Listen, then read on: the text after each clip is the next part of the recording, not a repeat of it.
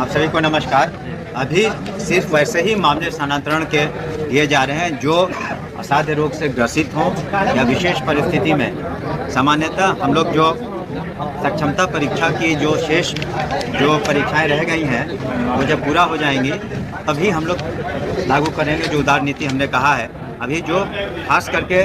अगर किसी को व्यक्तिगत परेशानी हो, वो विधवा हो या फिर असाध्य रोग से ग्रसित हो या हस्बैंड वाइफ का मामला हो कि दोनों गवर्नमेंट सर्वेंट हैं, शिक्षक हैं, तो वैसे ही सिर्फ मामले 1 से 15 तक हम लोग पोर्टल पर इनवाइट कर रहे हैं। लेकिन पिछली बार भी हमने सभी को कहा है और हम लोगों ने दिशा निर्देश भी दिया है कि जो सामान्य ट्रांसफ़र पॉलिसी हैं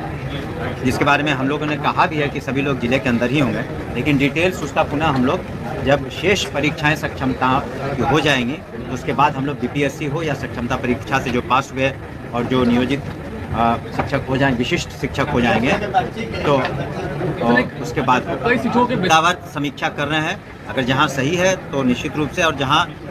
हमें लगता है कि जो वेतन काटने में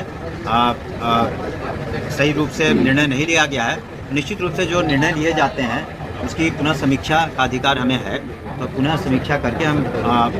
उस पर निर्णय लेंगे। और जैसा कि हमने पहली बार कहा था, कल हमने फाइल भी साइन कर दी। जो पूर्व में जो परीक्षाएं हर महीने होती थी अब त्रैमासिक होंगी, 3 महीने में एक बार सही तरीके से परीक्षा होगी, क्योंकि पूर्व में उसमें बहुत सारी व्यावहारिक कठिनाइयाँ थीं और 1,80,00,000 स्टूडेंट्स का परीक्षा करना, उसमें व्यावहारिक कठिनाइयाँ आ रही थी। और साथ ही साथ छुट्टियों में आपने देखा होगा कि ग्रीष्मकाल में, गर्मी की छुट्टियों में हमने कटौती भी नहीं की है। उस दौरान किसी तरह की कक्षाएं नहीं होंगी और चाहे वो दक्ष क्लासेज हों या अन्य क्लासेज हों, वो नहीं होंगी। उस सब पर हम लोगों ने निर्णय लिया है ना। जिनका वेतन कटा है वो पुनः समीक्षा के लिए अपना आवेदन दे सकते हैं, उसमें पुनः हम लोग समीक्षा करेंगे, तब उचित निर्णय लेंगे। ऐसे नहीं है कि 5-10 लोगों की परीक्षा करनी है। 2,50,000 से ज़्यादा तो क्वालिफाई कर चुके हैं और वो लोग अब विशिष्ट शिक्षक हो गए। सर, ये गेस्ट शिक्षक वाले जो लोग हैं, क्या इनके बारे में भी कुछ विचार किया जा रहा है? इनके बारे में विचाराधीन है, लेकिन उसका क्या निर्णय लिया जाएगा, क्योंकि निर्णय कुछ पहले से हो चुके हैं। तो देखिए, किसी से सरकार का जहाँ तक प्रश्न है वो किसी के खिलाफ नहीं है, लेकिन हमें कई बार नियम से बंधे हुए हम लोग भी विधि सम्मत कार्रवाइयाँ करनी पड़ती हैं, तो उसमें उन बातों पर विचार करके हम लोग निर्णय लेंगे। आप लोगों ने राजकर्मी का दर्जा दे दिया, अब बात हो रही है सेवा निरंतरता की। सवाल देखिए, इसका जवाब मैंने काउंसिल में भी दिया था कि पे प्रोटेक्शन जहाँ तक है वो है, लेकिन पूर्व में भी पहले भी वो लोग आच्छादित नहीं थे कि पेंशन पॉलिसी से, या कोई राजकर्मी का दरमा रहता तो ये थे, तो उस पर हमने कहा पुनः विचार करेंगे। लेकिन जो उसमें हमने पुनः कहा था काउंसिल में भी कि जो विधि सम्मत निर्णय है वही लिए जाएंगे। हम लोग सक्षमता परीक्षा की जो शेष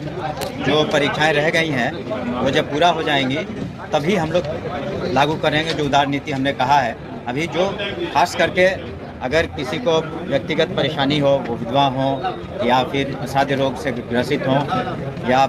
हस्बैंड वाइफ का मामला हो कि दोनों गवर्नमेंट सर्वेंट हैं, शिक्षक हैं, तो वैसे ही सिर्फ मामले 1 से 15 तक हम लोग पोर्टल पर इनवाइट कर रहे हैं। लेकिन पिछली बार भी हमने सभी को कहा है और हम लोगों ने दिशा निर्देश भी दिया है कि जो सामान्य ट्रांसफ़र पॉलिसी हैं